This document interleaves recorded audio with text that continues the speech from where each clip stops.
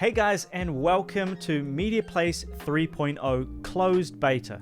That means only you have access to these amazing new features. And let me first start off by saying thank you so much for your patience and your feedback. It's because of you guys that we've made some of these massive changes to MediaPlace.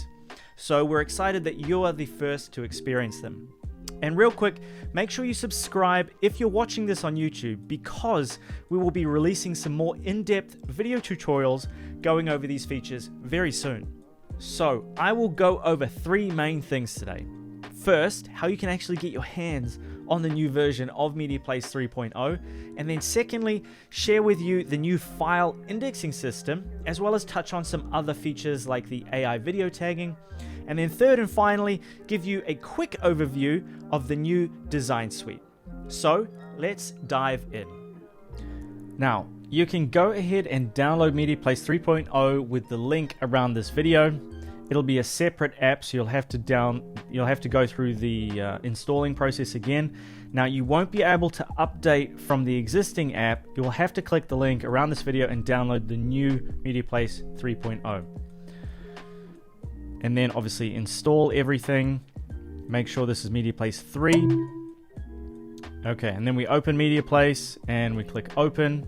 Okay, so you're going to have to log in again, but just use the same username and password that you did for MediaPlace 2.0. So your settings and credits will automatically be updated in the new app, but you'll see that your library is empty.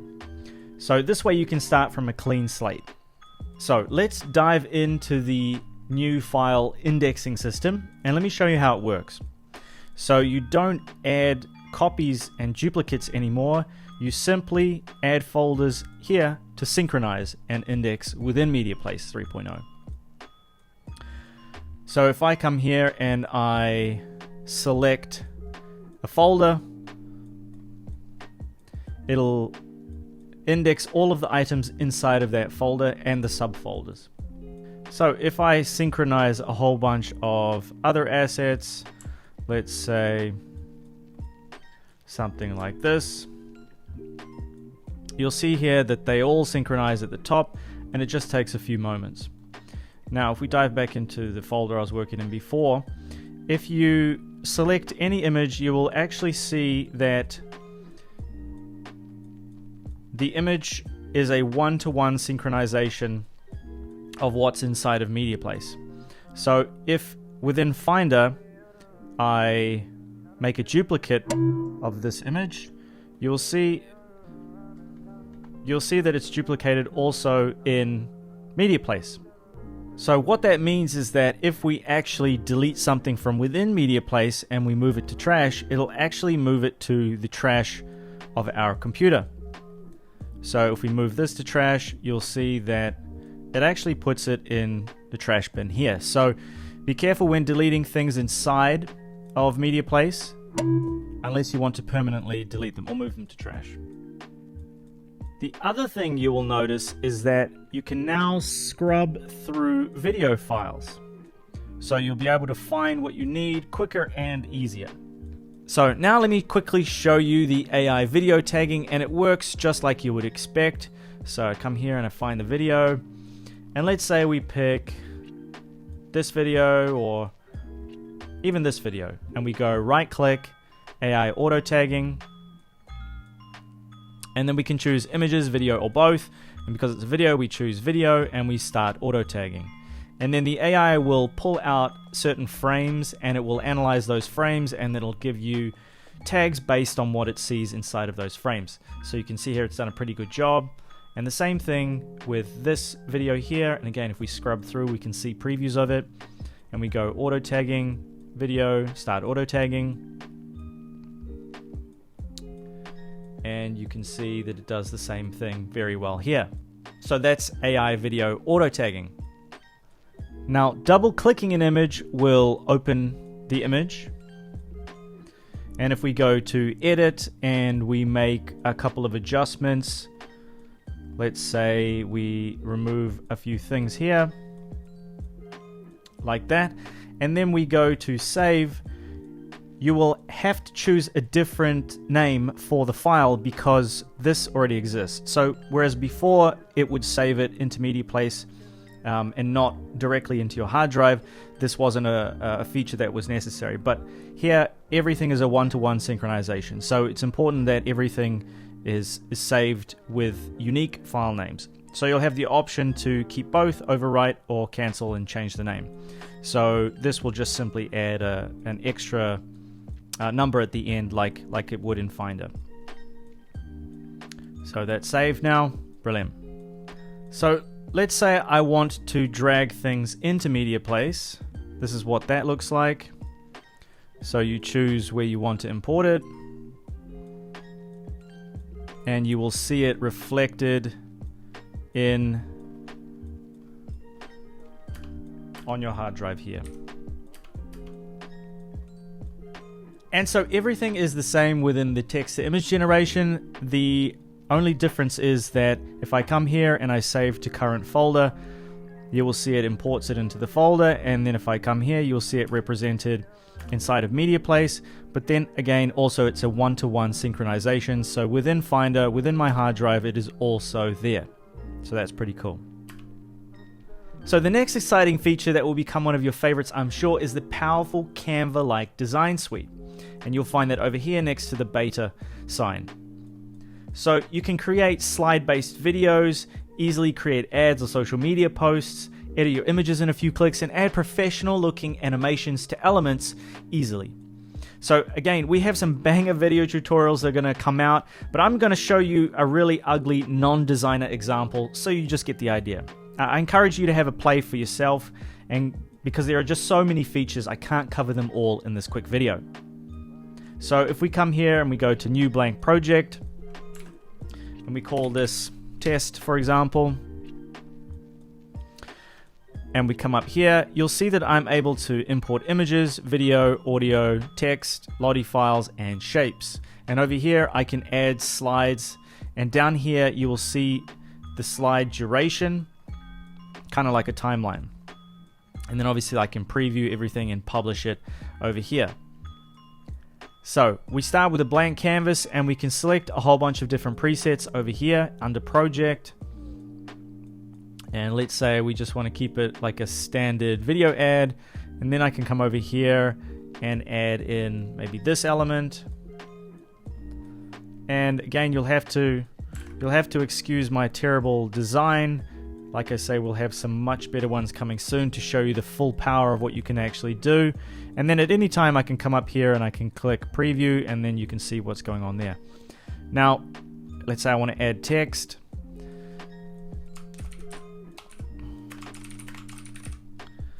And I add something like that.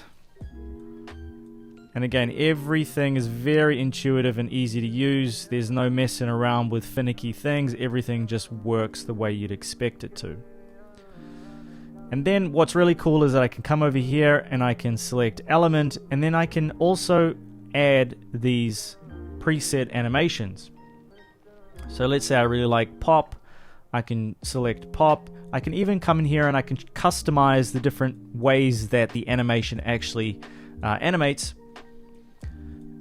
And at any time I can click this button and it'll preview the current slide. Okay, so another really cool feature is that I can add masks.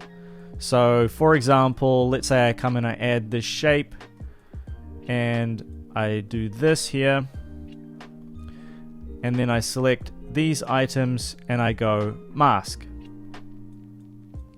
Now you'll see that it immediately masks the main image here with the shape that I selected earlier. And what's really cool, I can unmask things. Now you'll see that the text has disappeared, but unlike Canva, it's really easy to find because we have layers. So over here next to element, you'll see the layers, and just like in Adobe, you can have full control over all of your layers.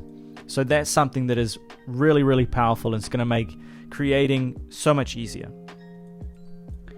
So let's come to this slide here, and we can say add this video, for example, and we can even come here and change the transitions. So if we come up here, we can see how it works, and then the transition. So super easy. Now we can change the duration of the slides here. So let's say we want 2 seconds for this one slide, we want 2 seconds for this slide. So you can see the slides here, and I can easily switch between them up here or up here. But let's say I have a logo and I really want to add the logo to all the slides. I can drag the logo down here and it sets it as a global element. And you'll see that, let's say this is my logo, you'll see that this is persistent across both slides. So that's really cool. Alright, and then last thing I want to show you here is some of this really cool grouping. So let's say I want to edit this. I can see this group here and the elements inside that group, and I don't need to open the group. I can just simply double click inside the group and I can have access to both of these layers. Now I can edit this specifically and change the color around, or I can also resize this within the group and it doesn't affect the other layer in the group because I just have this one selected. I can come in here to this and I can change this here to whatever I want, but then I can still select the group and make changes to it all at once. So that's really cool. And again, at any time I can come here and I can see all of the layers on the project, and I can change the order of those layers. So if I want to hide something or anything like that. And so let's add an animation here, and let's make it quicker. And then if we come back here, we can see current and all, and let's go through all of them. And you can see my terrible design skills at play. Now, if we want to publish this, we can come up here and we can choose from either a video, an image, GIF, and we can choose different formats, quality, and then we can either save it to library or we can save it to disk. So let's say we're going to save it to library, and then we choose where we want to save it. And then this render queue pops up and it renders it out. Now we can show this in the library and we can see it up here, and we can scrub through this and we can see it. So again, don't judge my terrible design skills. We have some much better tutorials coming that will show you exactly how to use it, how to use MediaPlace 3.0 and all of these amazing features to its fullest potential. And I can apply tags to this video as well, obviously. So that's everything in a nutshell, guys. Go and download your new version now and give it a go for yourself. We're sure you will love it. We will be publishing some new AI features in the next few weeks that'll knock your socks off. So if you're not already, be sure to hop in the Facebook group to be notified about them first. And you can let us know any feedback, bugs, or feature requests that you might have. And remember, subscribe if you're watching this on YouTube so you don't miss the more in-depth video tutorials coming out very soon. So thanks for watching, guys, and we'll see you very soon.